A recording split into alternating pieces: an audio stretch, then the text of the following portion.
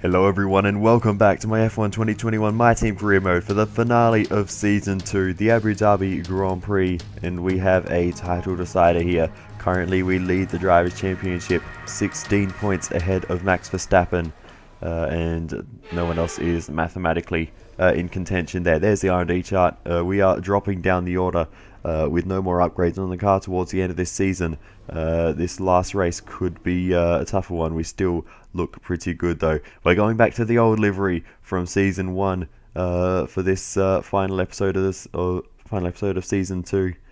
Just for a bit of change, a bit of variety. We'll have the rainbow back on the halo as well. But yeah, as with the Constructors' Championship, we are still in the fight there. McLaren lead the way, 40 points ahead of us, so it'll take a miracle for us to win the Constructors, but it is doable. So we'll see what happens.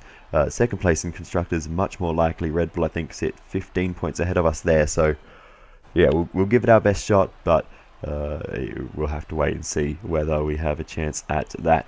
We're going through qualifying now. You can see we just scraped through into Q2 down in 9th position. Yuki TSUNODA looking much more competitive at the moment. So yeah, our car does have the pace here. So the R&D chart not telling the full story as it tends to. We've seen from Ferrari they've been a bit nowhere on the R&D chart, but still look very strong on track. So yeah, it's still very possible for us to get a high qualifying position here. So we'll see what we can do as we embark on our final qualifying effort in Q3. I believe we had to use 2 tyre sets in one of the earlier sessions, so we're only going to have one shot at this in Q3, so we'll see what we can do as we exit the hairpin and head towards the chicane. Thankfully Sergio Perez gets out of the way there for us, and we can continue on our way. And Perez has just hit us there on the apex, didn't hold us up too much, but Sergio Perez making contact with us. How did that happen? We'll go on board with the Mexican teammate of our championship rival, and he let us through, but then tried to dive back up the inside. Not exactly sure what he was trying to do there, but anyway, didn't hold us up too much. We have a bit of a moment on the exit curve of the final corner and come now across the line, and we'll see where we qualify for the Abu Dhabi Grand Prix, but that was not a great lap, unfortunately. And with qualifying complete, let's review our top 3 today. Leclerc, Hamilton and Carlos Sainz. Well, that wraps up qualifying, but don't worry, we'll be back tomorrow as we head into the Grand Prix. And evidently, we start down in 8th position, so yeah, not a great qualifying for the final episode, but Max Verstappen didn't do too well himself. He's only 3 spots in front of us, so yeah, it's not too bad, but we have all of our championship rivals in the Constructors, the 4 cars in front of us, the 2 McLarens and Red Bulls right there ahead of myself and Tsunoda. So yeah, we'll need to pass all of them and hope that we can come away with a fairly hefty points haul here, but we'll see what happens. Without further ado, let's just get into it and get this title decider underway. It's the final chapter of the season then here at the spectacular Yas Marina circuit. It's a race where the pole sitter failed to finish in 3 of the first 4 events. A front row start here is by no means a guarantee of victory, so we go into battle once more as we get underway at the Abu Dhabi Grand Prix. We have 21 corners here at the Yas Marina circuit, 12 to the left and 9 to the right. It's a total lap distance of just over 3.4 miles. There are 2 long back straights opening up some passing opportunities into the braking zones, and we expect average lap speeds of around 123 miles an hour.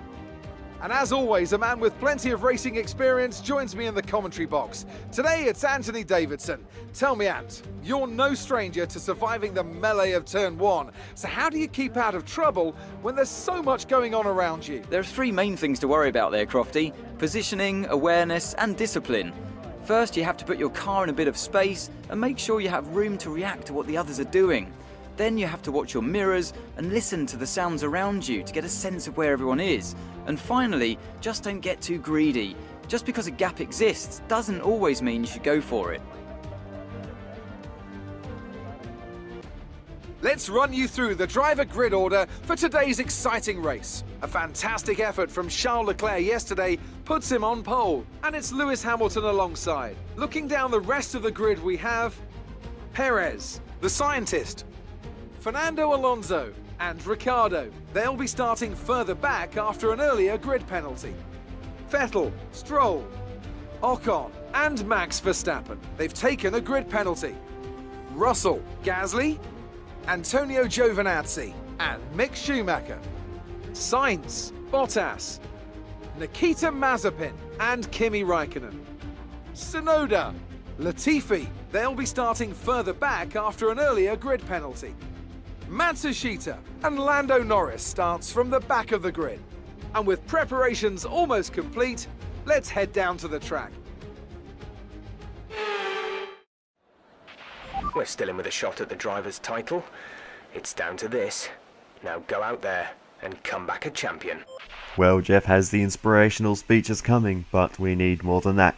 If we want to win the championship, we need a good strategy, and we're going to go with the 2-stop as opposed to the 3-stop, similar to Saudi Arabia, where we went for the 1 instead of 2, removing a pit stop and going for the track position, and we'll be on the defensive towards the end with older tyres, but I think it'll work for us just like it did then, and it will be the faster way for us to get to the end of the race. We've already moved our way up into 4th with some grid penalties for some of our competitors. Unfortunately, one of those is Tsunoda. He's dropped down the order, but it's 5 red lights, and away we go for the final time this season, and it's not a very good start for us, unfortunately, and a very good one for Sergio Perez. He's challenging Hamilton around the outside into the first corner, not able to get the move done. Hamilton maintains 2nd position. Leclerc through and maintains the lead, and has opened up a bit of a gap already as we've held onto our grid slot. After a bit of a shaky start, we've managed to get away with it and maintain 4th place as we get very close to the back of Sergio Perez, looking for our way through, but not really finding anything around the hairpin there, and we remain in 4th position. But yeah, normally we're typically very good at the race starts. The launch off the line is one of my strengths, but for some reason not working for us this time. I wonder if I actually overheated the tyres on the formation lap. It is very possible, but yeah, in the heat here in Abu Dhabi, it was not a great launch, but nonetheless we will push on, and we'll see if we can make a move on Sergio Perez soon. And in fact, very soon, as we go for a big dive up the inside and we go very deep, we manage to get the car pulled up and we make it through the next few corners just fine. And Sergio Perez is now behind us. You must be wondering what on earth that was, but we made the move stick. That made no contact, and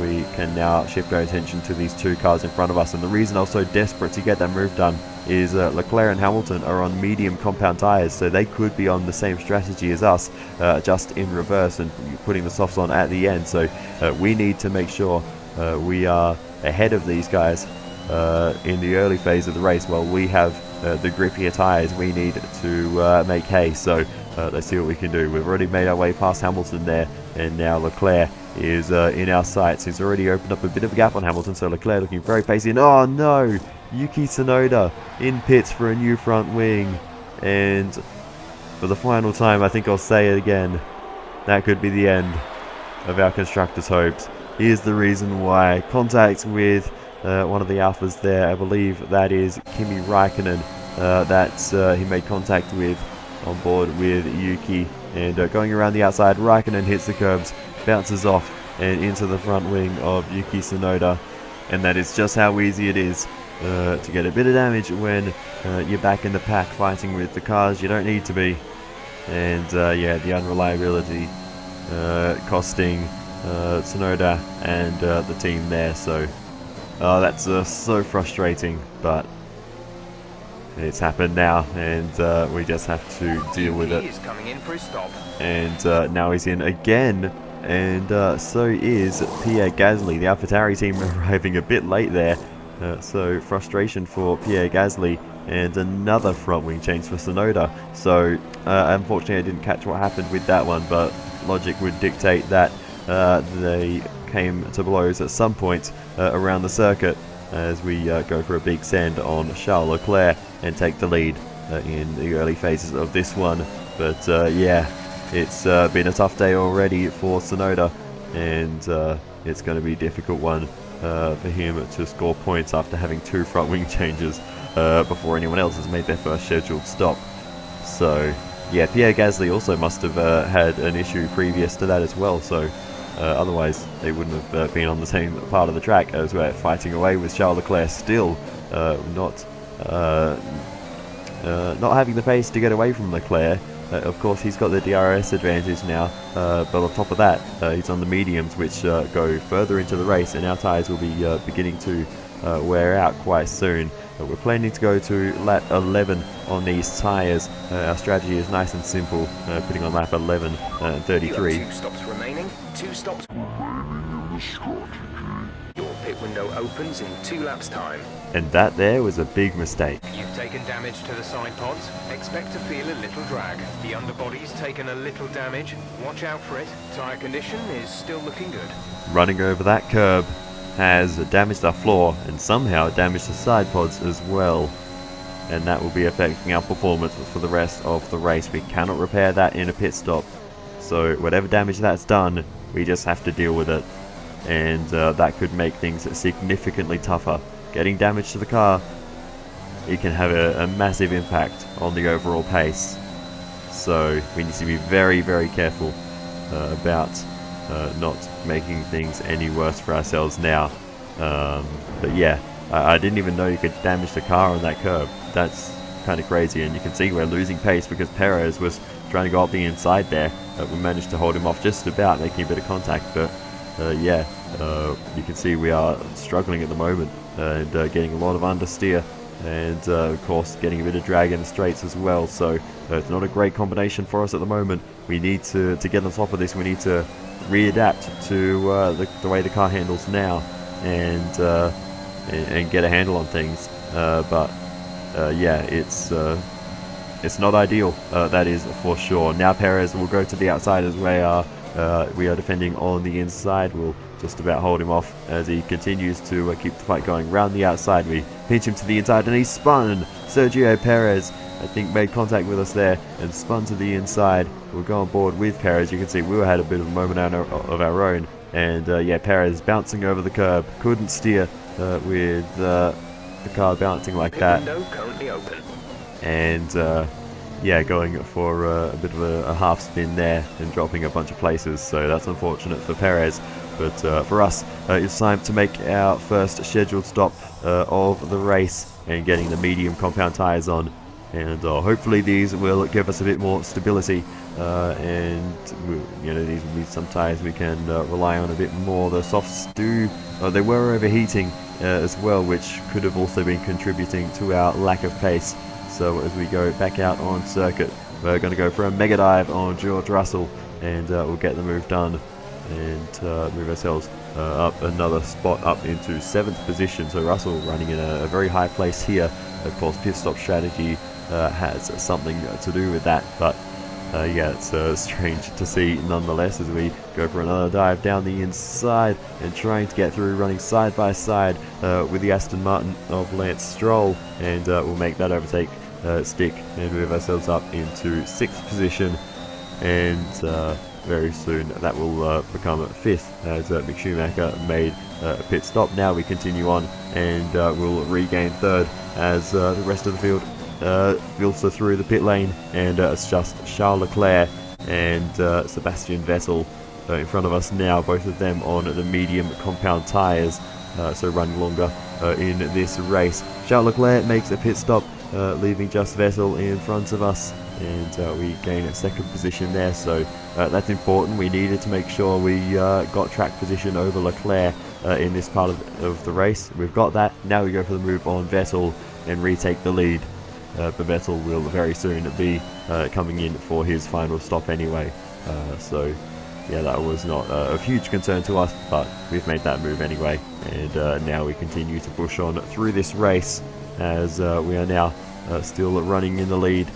We've got Charles Leclerc in 2nd behind us, Lewis Hamilton in 3rd. Leclerc going for another set of medium tyres. So that's an interesting strategy from Leclerc. So I guess he's saving his soft tyres for the end, but that means we are now fighting for the position on track.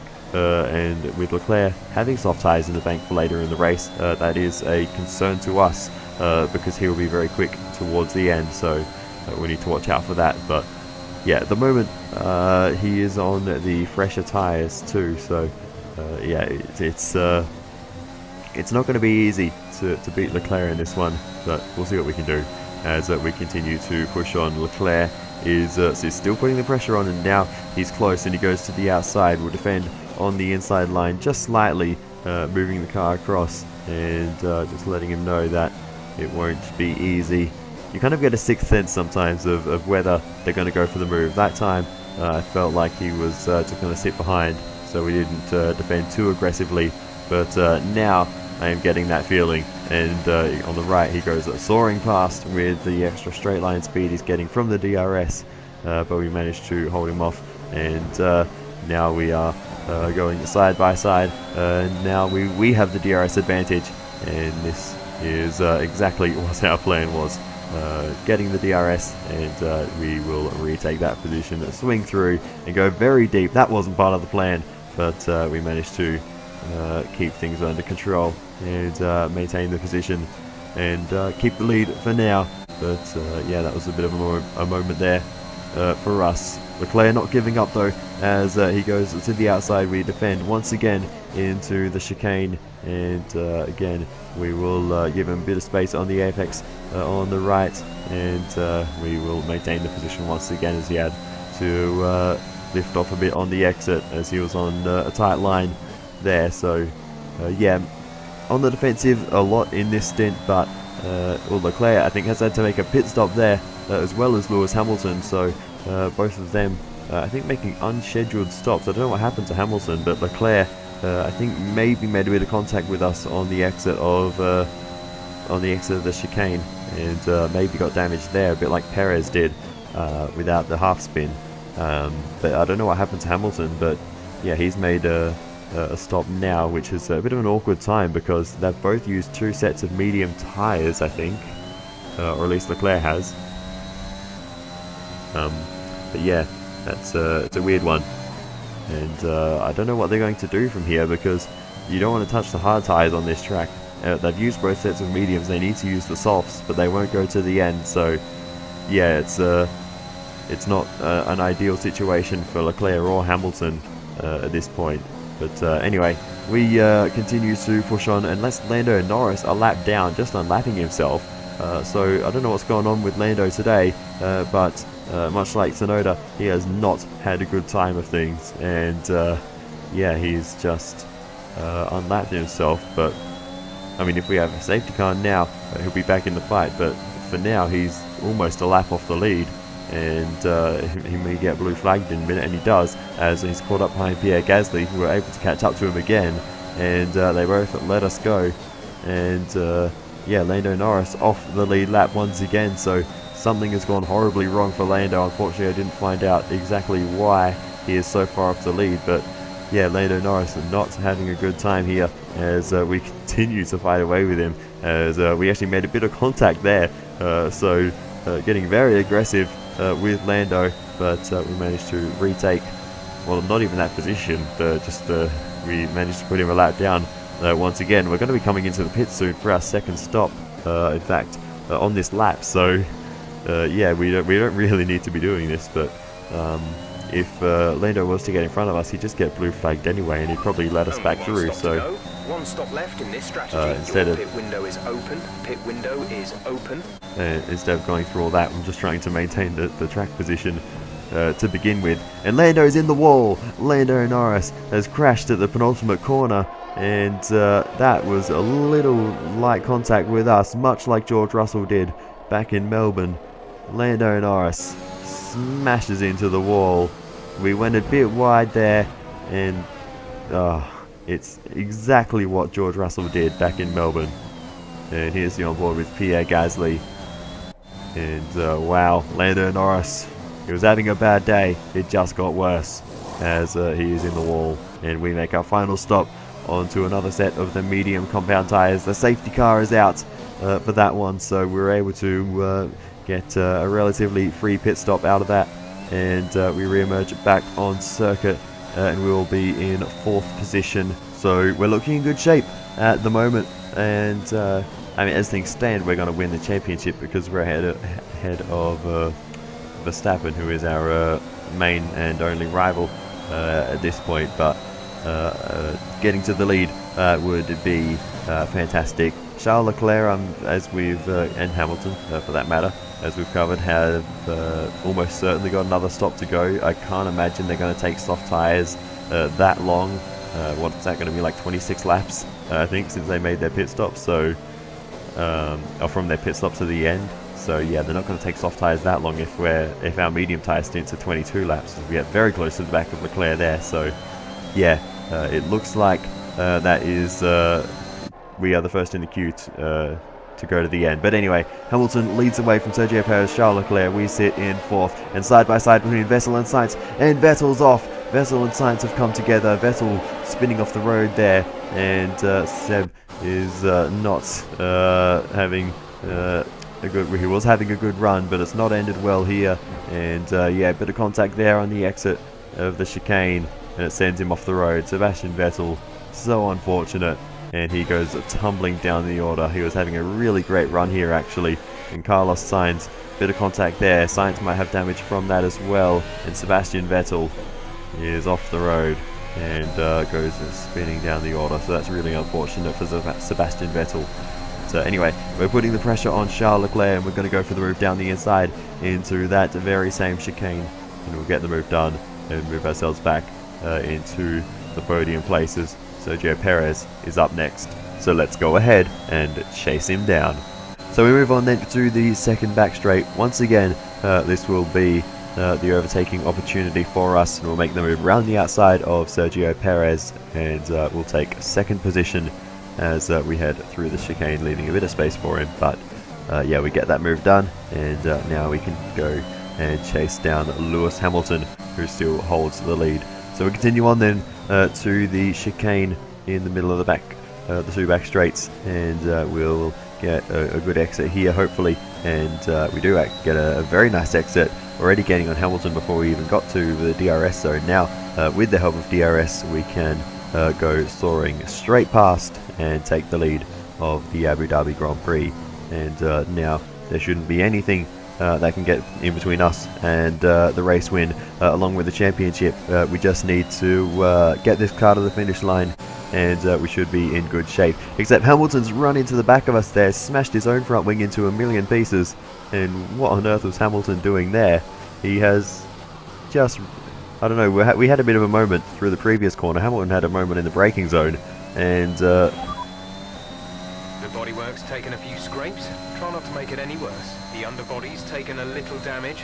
Watch out for it. You have damage to the rear diffuser. Performance will be noticeably worse beyond this point. No issues with tyre wear for now. Keep taking care of them. And that has done a notable amount of damage to the diffuser. The other 2 things we already had from that curb incident earlier, but the diffuser was fine. Now that's damaged because of that collision with Hamilton. And now Sainz going for the move up the inside, and did not see him there until the last moment. But Carlos Sainz tried to make the move, didn't work for him. He made a bit of contact with us and damaged his front wing. Made a pit stop, and that promotes Nikita Mazepin up into 2nd position. So that's a bit of a crazy one for Mazepin. He's kept it clean throughout this one, while everyone else around him is losing their minds a bit. A lot of contact made up and down the field, not just with me this time. That makes a change, but yeah, it's been a bit of a weird old race for everyone down the field. But yeah, we've managed to survive all of that, along with Nikita Mazepin having a clean race. Ricciardo as well, I think, stayed out of trouble, and I guess same for Verstappen and Ocon, which is why the 5 of us have managed to find our way to the front of the field. But yeah, a lot of high quality drivers and teams down the order in this one, so it'll be interesting to see the final result, because there was a lot of chaos. I didn't get a chance to show through this one, but at this moment I'm starting to sink in what is about to happen as we're now heading through the final sector of the final lap of the final race of the season. We are just a few corners away from a Drivers' Championship, so let's just keep it clean through the last sector, and we are doing that so far. So here we come then, around the final few corners. Bit of a loser at the back end there, but it's not going to hold us back. We are going to win the Abu Dhabi Grand Prix and the World Championship as well. Jeff, I want my pizza, Jeff. And Jeff is absolutely speechless. Those early results we got in this championship when the car wasn't very good, and we'd come away with higher finishing positions, they made the difference this season. And with that, another year of Formula One draws to a close, and a new World Drivers' Champion is declared. Another entry added to that prestigious list of the sport's most incredible drivers. They've done it then. Victory in the last race of the season and the championship as well. What a phenomenal end to a terrific Formula One season. Tell me, Ant, how did they manage to achieve this win? I really feel the track layout combined with the track temperatures we saw today suited their car. These cars come alive when the tyres are just at the right temperature, and the driver did a great job managing that as well. They just look so comfortable out there. It's like anything, it always looks so easy when it all just clicks.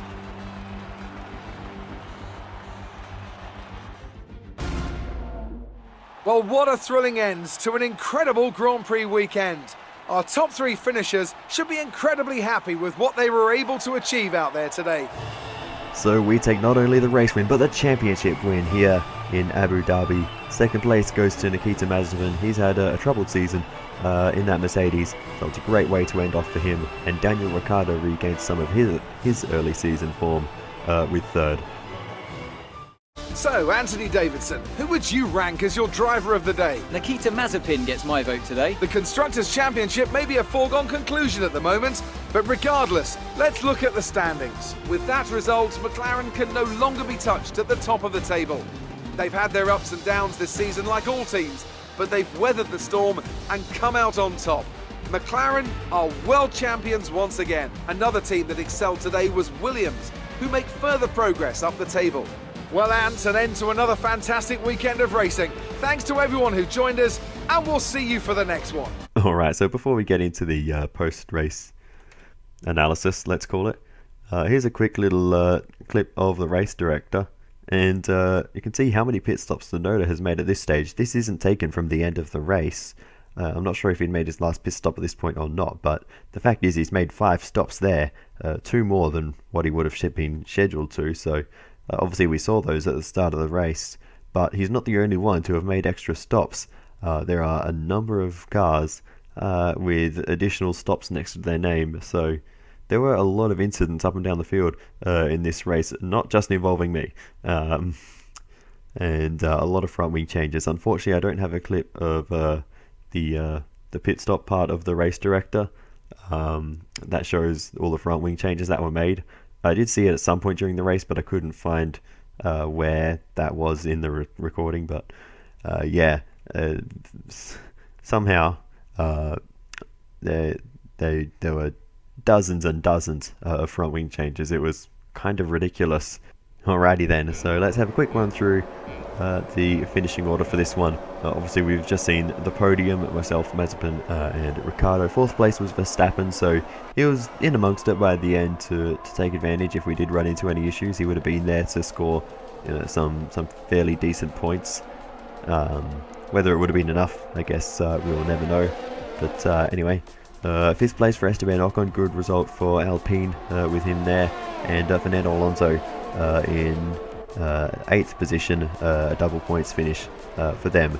But let's talk about the 6th place finisher then, George Russell. That is a huge result for Williams, and he brings home 8 points, and their only points this season. So they left it until the last race, but Williams coming away with points this year is a big result for them, and those points will help them in the constructor standings for sure, because I don't think Haas and AlphaTauri scored at all over the season, so that will at least put them up into 9th place at a minimum. Nobuharu Matsushita finished in 7th position. Yuki TSUNODA, he recovered pretty well, all things considered. He made 2 or 3 more pit stops than the cars around him, and still managed to finish in 9th position. So good result for Yuki TSUNODA, good drive there, and Sergio Perez rounds out the top 10. As for the Drivers' Championship, obviously we took the victory, 29 points ahead of Verstappen in the final count. As for the Constructors' Championship, actually quickly looking at Tsunoda in the Drivers' Championship, we'll have a look at him too. He finished in 8th position, just ahead of Carlos Sainz, so overall he did a pretty good job in the Drivers' Championship, considering how fast Leclerc was in that Ferrari towards the end of the season, and he didn't have those lucky results. Tsunoda didn't have those lucky results that we did at the start, so yeah, he did a good job overall. But yeah, as for the Constructors, we miss out on 2nd position by a single point, and what made the difference there? Well, it was that bit of contact with Carlos Sainz that sent Sainz into the pit lane. Had that not happened, we would have beat Red Bull by a point. It's that simple. Of course, we can look at other races over the season, like Belgium, we could have scored more there, but yeah, that's very, very frustrating to have it come down to something so small. But anyway. First of all, congratulations, you must be thrilled. How does it feel to be this year's Formula One champion? Honestly, it's amazing. It's what we've been working towards. Unfortunately, we couldn't get the Constructors this year, but it's something we can continue to work towards heading into next season. You really looked in control of your car out there. Your team must be thrilled. Yeah, the car was fantastic today. Even with a bit of damage to it, it was still very good. Do you have any comments about the collisions? No, not really, not this time. It happens. You know. I've left this on the thing for a long time now. I need to fill in this awkwardly with nothing. Great. Well, that's everything. Alrighty then. Great interview, Claire. Alright, so rivalry with Max Verstappen, now 19 to 15. We inch a couple more points ahead of him. And actually, I think that's the end of the rivalry because it's the end of the season. I think they reset between seasons by the look of that, because it did say 1 race remaining, but I think that actually means 0. I think the numbers are out by 1 from memory. At least they have been in the past. But anyway, let's get back to the HQ and prepare for next season. We didn't win the Constructors, so we will need to do another season. Because we have unfinished business. So let's start with all that.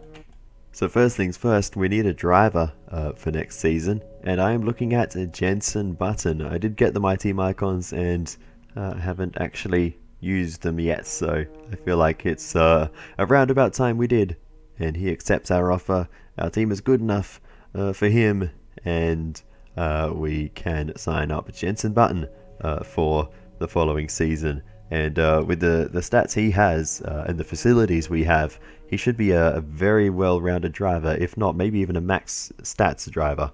We'll see how that goes, but yes, that is Jenson Button signed up, and we have a very, very solid teammate alongside us now, and I'm very much looking forward to seeing what we can do together in the next season. If Jenson can't take us to the Constructors' Championship, I don't know who can.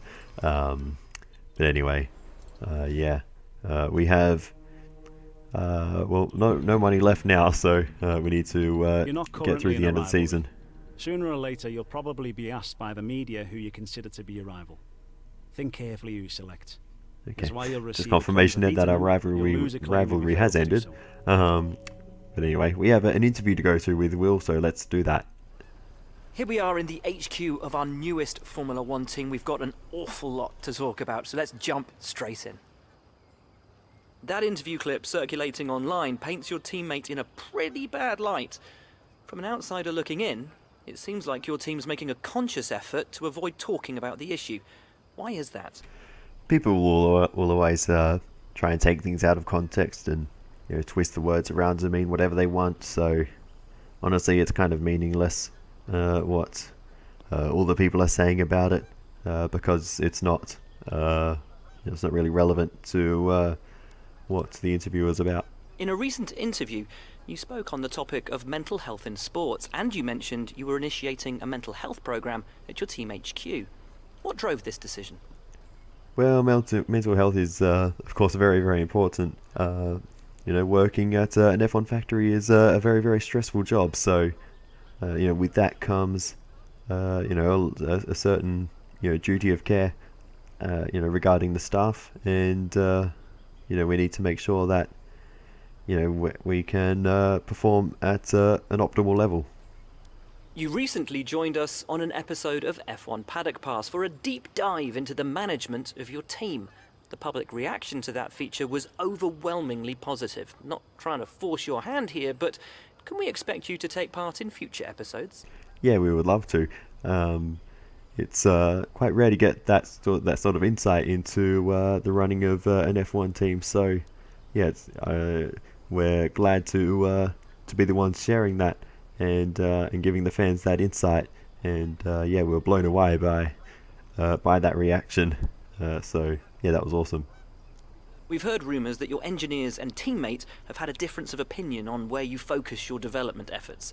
As someone with experience as both a team manager and a driver, how do you tackle disagreements like this? Well, there's two ways of looking at it. On the one hand, the engineers have all the data to work with. On the other, the driver's the one in the car, seeing and feeling everything as it is. So, it's sort of a case-by-case thing. Sometimes the engineers are right, sometimes the driver's right. It's just about finding out which one. You spoke a while back of a significant investment in your chassis department.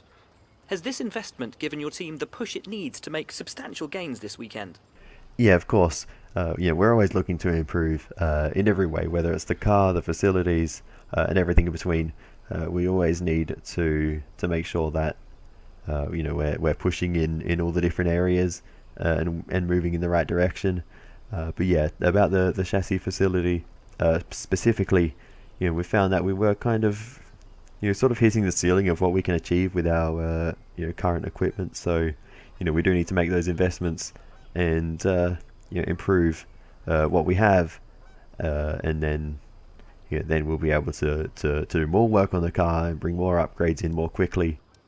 Well, thanks so much as ever for your time. It's hugely appreciated. Alright, back at HQ then, and we don't really have much to do at the moment. Vettel and Kimi RAIKKONEN have officially retired from the sport, so that'll shake up the driver market. Finally, some as good well. news.